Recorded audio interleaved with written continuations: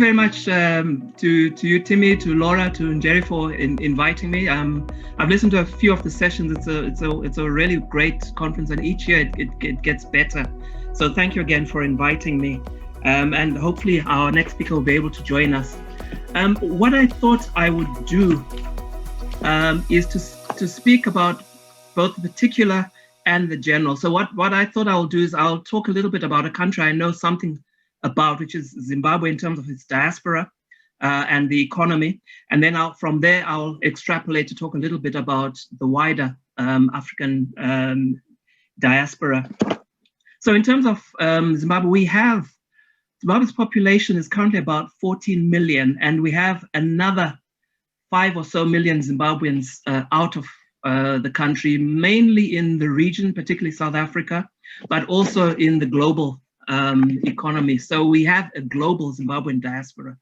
One of the reasons I'm talking about Zimbabwe is not just because I'm Zimbabwean, but also because Zimbabwe is also an interesting example of the rebuilding of bridges between the diaspora and the Zimbabweans in country, because we had a real disconnect during the 2000s when we, as everyone knows, we went through a very, very difficult economic problem. So in the 2000s, the challenges to diaspora investment was really two words: the lack of an enabling environment. And this included the economy and the currency. We went through a terrible inflationary period. The politics were very, very polarized. There's also a mutual mistrust between the diaspora and government. And there was a broader global polarization and Cold War, what I call a Zimbabwe Cold War between global North and global South. So these are a lot of challenges. Since 2015, the environment has been somewhat better. We still face a lot of challenges in Zimbabwe, but there have been some real improvements. And some of the things which have brought about the change include the establishment of mobile money platforms in Zimbabwe, companies like EcoCash, and the establishment of a complementary cash and cashless economy. Second, there's been a re-engagement between the Zimbabwean government and the diaspora. In 2016, the Zimbabwe government launched a national diaspora strategy, which it included a lot of things, but essentially it recognized the diaspora as a crucial partner for Zimbabwe's development. And this echoed what has been done in many other countries, and also echoed the AU recognition of the diaspora as a sixth province for Africa. There was also a re-engagement, a complementary re-engagement between Zimbabwe and the West. We've had, in the last year or so, the relative stabilization of the Zimbabwe currency, because the currency still went through a turbulent period post-2015, but in the last year or so, it's pretty much stabilized. We've also been assisted by having a financially stable global Zimbabwean diaspora who are able to remit funds consistently, whereas previously remittances had been more on an occasional basis. We have a Zimbabwean diaspora which is linking up with a wider African diaspora networks as part of a global African diaspora for ideas and the diaspora knowledge economy. And Zimbabwean global diaspora business leaders have been willing to avail their knowledge, expertise, and networks to invest knowledge and finance in Zimbabwe, and that's been very important. I'd just like to mention a few businesses which have actually, I think, are making a difference. The first our talk is the one I mentioned before. There's EcoNet and EcoCash. These are the mobile phone and mobile money companies, and they have been the dominant mobile money platform in Zimbabwe. As Zimbabwe went through its liquidity crisis, deindustrialization, and loss of jobs post-2013, businesses like EcoCash in particular have provided a vital cashless money platform, which did help the economy to survive. So it's still very, very important. Another one is Nurture Invest. They're an asset management and advisory firm, principally focused on Southern Africa. The team includes a number of diasporans who were formerly working in the global northern economy with top organizations such as Goldman Sachs, Mayer Brown, Barclays, and so on and so on. And they have raised, committed, or invested $35 million to date in 6 main industries, including technology, agribusiness, financial sources, and infrastructure. They are not just in Zimbabwe, but they're in 35 countries across Africa, but largely in the southern region. So they literally put their money where their mouth is.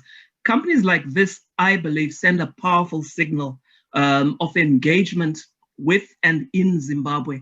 And as I say, many of these are diasporans. I should also mention actually that Econet and EcoCash were headed and founded by diasporans.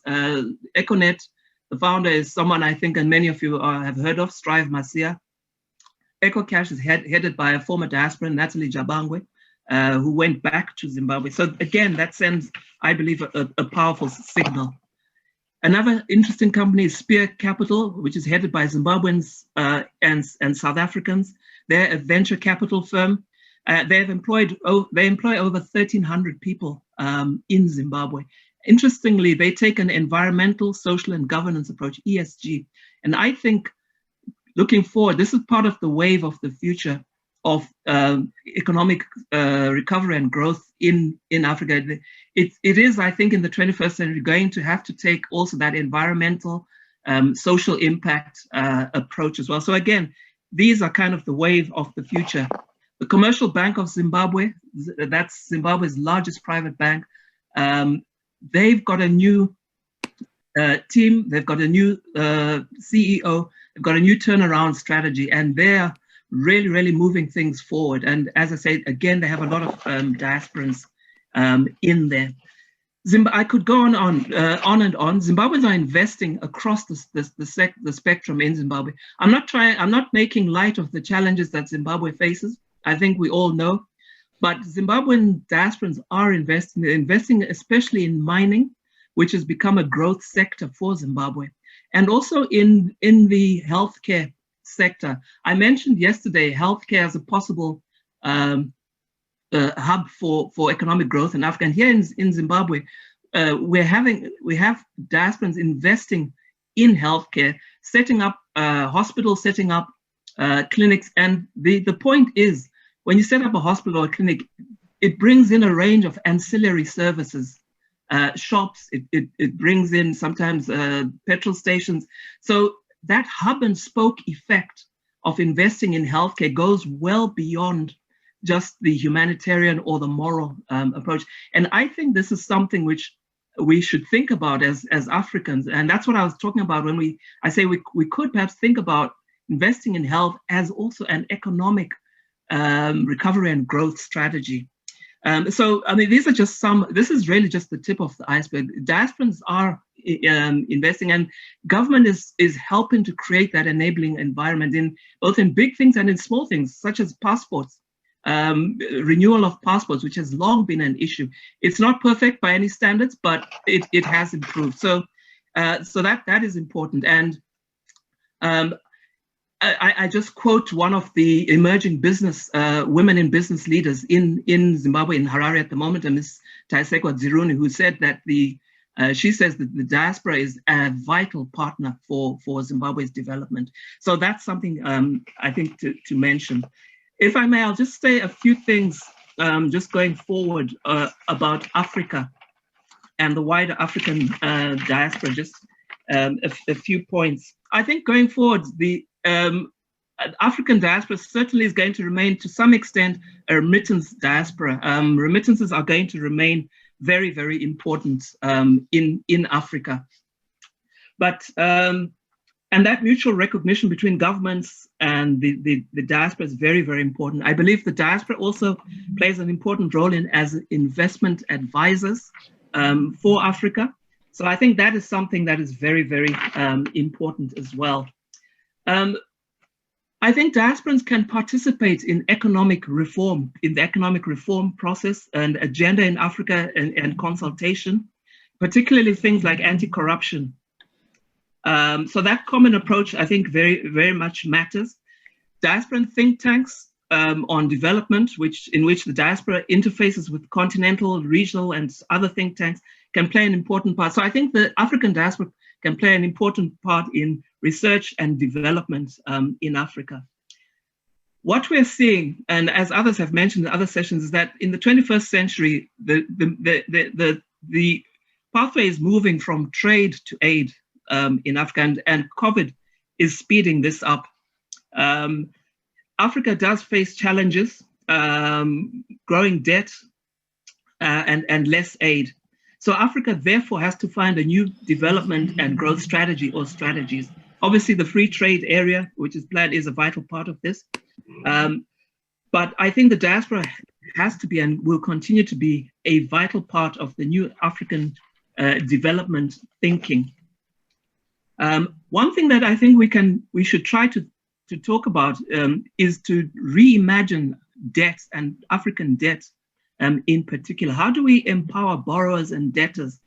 Can we talk, or should we look to a structural reform of the debt structure and the debt ecosystem? These are things that we could perhaps think about. I think African diasporans, celebrity, what I call African diaspora celebrity investment. People like Akon, whom I'm sure you all know, the singer.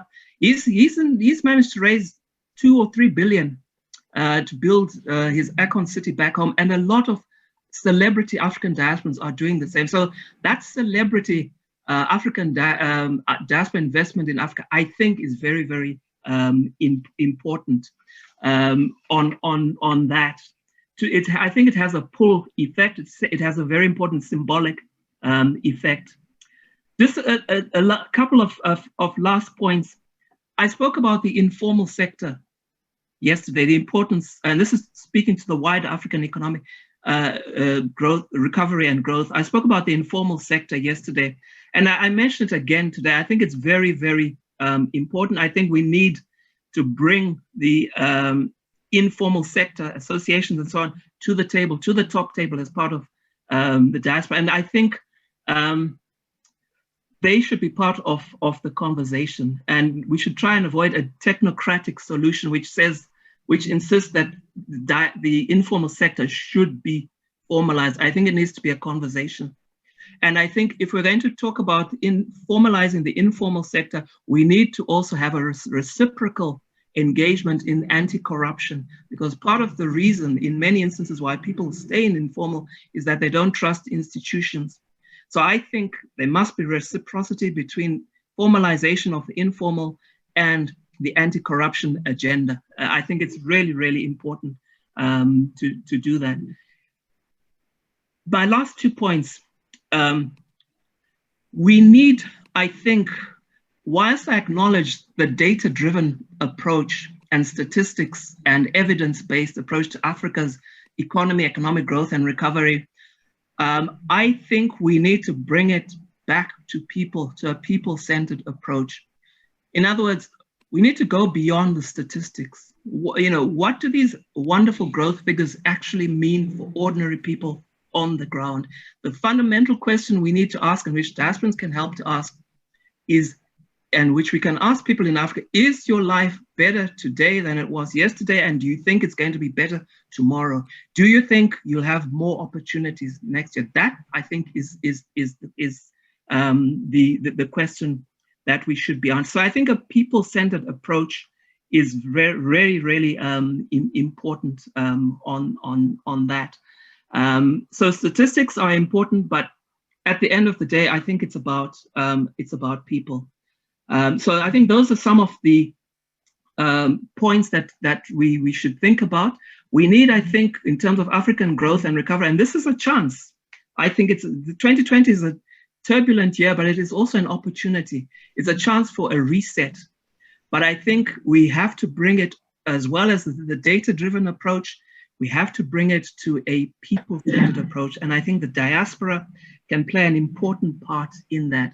I would urge as well that the global African diaspora, that we should speak more with each other and integrate more, so that the global African diaspora integration parallels and complements the talk about economic integration and that integration agenda in Africa. If we have a global diaspora integration agenda which can parallel the African economic agenda, then I think we will be moving. We have a question from the audience, which directly asks, how vital is diaspora for developing businesses directly in Africa? I echo Marco's point, excellent point. I'll just add one tiny other little point, which is It's also useful to remember, I think, that diasporan funds, whether it's remittances or direct diaspora remittances, they stay in Africa. It's not an extractive investment, unlike some other industries. So I think that too is very, very important to bear in mind. Thank you. Thank you very much. The other question that we have is a question of knowledge transfer from the diaspora back to Africa. I think knowledge transfer is it's as I mentioned in my presentation, the consultative ability, the knowledge economy is absolutely vital going forward for Africa. I would want to mention though that it's not just a one-way street of knowledge transfer from the diaspora to Africa, because as diasporans we also learn a lot when we engage with our home country. So it's actually a win-win on both sides of the coin. So I think that's also important to mention.